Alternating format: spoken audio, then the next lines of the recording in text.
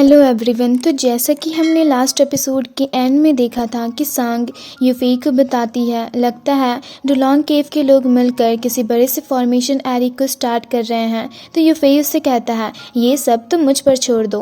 अब आगे हमें उसी फील्ड का सीन दिखाया जाता है जहाँ पर डुलोंग वैली के कुछ बंदे खड़े होते हैं, जिनमें से एक बंदा सबसे कहता है, सब लोग हमले के लिए तैयार हो जाओ, जिसे सुनकर सब उसकी बातों से एग्री करते हैं। तो वो बंदा कहता है, तो ठीक है, पहले मैं स्टार्ट करता हूँ और उसके बाद तुम सब मिलकर अटैक करना।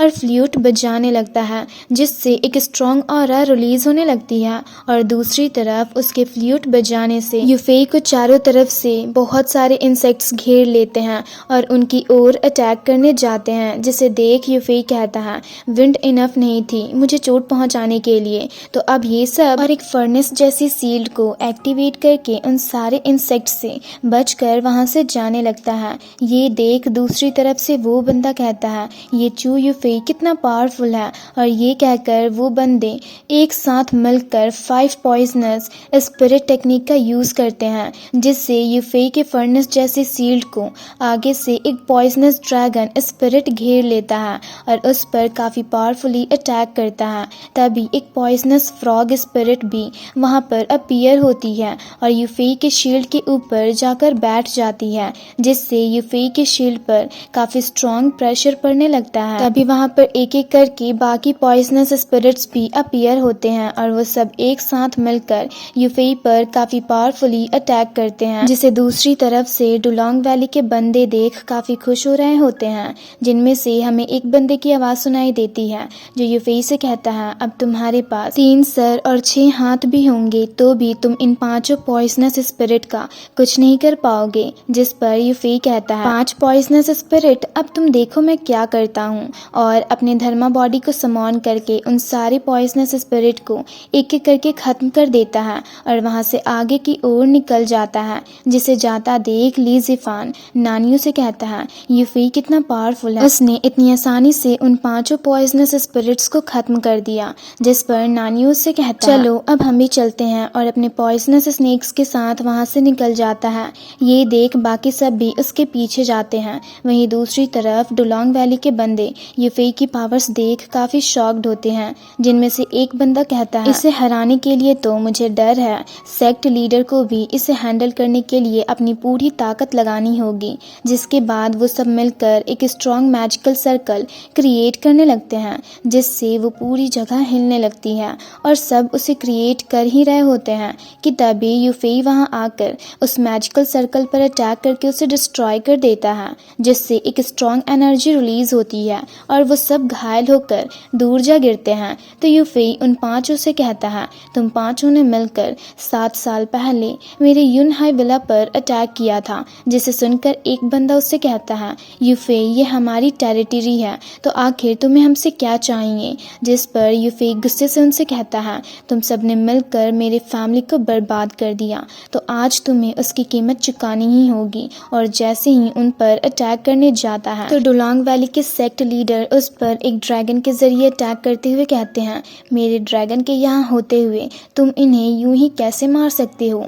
जिस पर यूफेई कहता है, तुम मुझे नहीं रोक सकते, और अपने धर्मा बॉडी के जरिए उस ड्रैगन पर अटैक करके उसे काफी आसानी से खत्म कर देता है, जिससे एक ब्लास्ट होता है और डुलोंग वैली के आदमी भी दूर जा गिरते हैं। तभी वहां पर नानियो और 9 इमॉर्टल सेक्ट्स के सारे बंदे भी पहुंचते हैं, जहां नानियो सेक्ट लीडर से फेक एम्पायर और क्वीन के बारे में पूछता है। जिसे सुनकर सेक्ट लीडर गुस्से से उससे कहते हैं, तुम्हारी हिम्मत कैसे हुई यहाँ पर आने की, आज तो यही डुलोंग वैली तुम लोगों की ब्यूरल प्लेस बनेगी। जिस पर नानियो से कहता है, क्या तुम अकेले 9 इमॉर्टल सेक्ट्स को हरा सकते हो, मैं तो तुम्हें यही एडवाइस दूंगा कि अभी ही सरेंडर कर दो। जिसे सुनकर सेक्ट लीडर अपनी पावर्स यूज करके उन सब के चारों तरफ बड़े बड़े दीवार खड़ा करने लगते हैं और वहां पर पॉइजनस एसिड वाटर गिराना स्टार्ट कर देते हैं। जो कुछ बंदों पर गिरता है तो वो 1 सेकंड में मारे जाते हैं। ये देख नानियो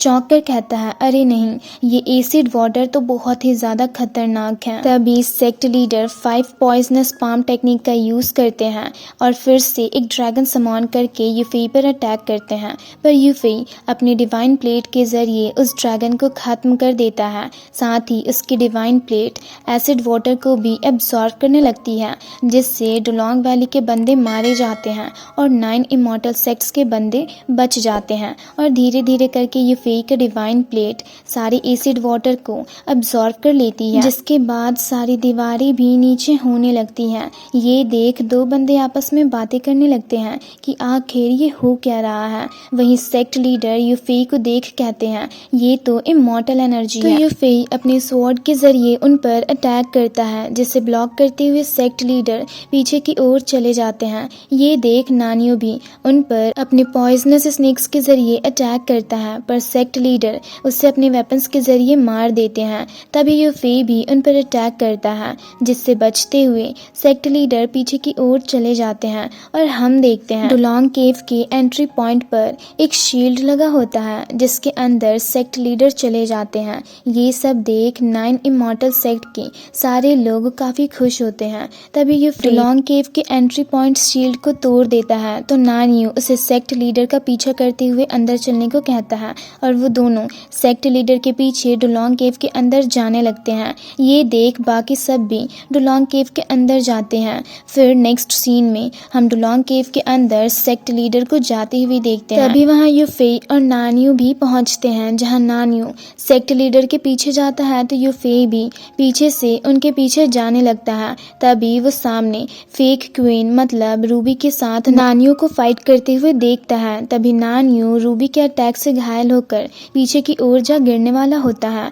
पर यूफेई उसे पकड़ लेता है। जहां रूबी यूफेई को देख कहती है मैंने सोचा नहीं था कि तुम 7 सालों में इतने बड़े हो जाओगे। तो यूफेई गुस्से से उसे कहता है तुमने 7 साल पहले मेरे यूनहाई विला पर अटैक करके सबको खत्म कर दिया, मेरी फैमिली को भी बर्बाद कर दिया, और आज 7 साल बाद तुम फिर से मेरे फैमिली और फ्रेंड्स को चोट पहुंचाना चाहती हो। पर आज तो तुम्हें इन सब की कीमत चुकानी ही होगी। और इसके ये कहते हैं ये एपिसोड यहीं पर ख़त्म होता है। तो अगर आप लोगों को ये वीडियो अच्छी लगी तो वीडियो को लाइक और चैनल को सब्सक्राइब कर दें।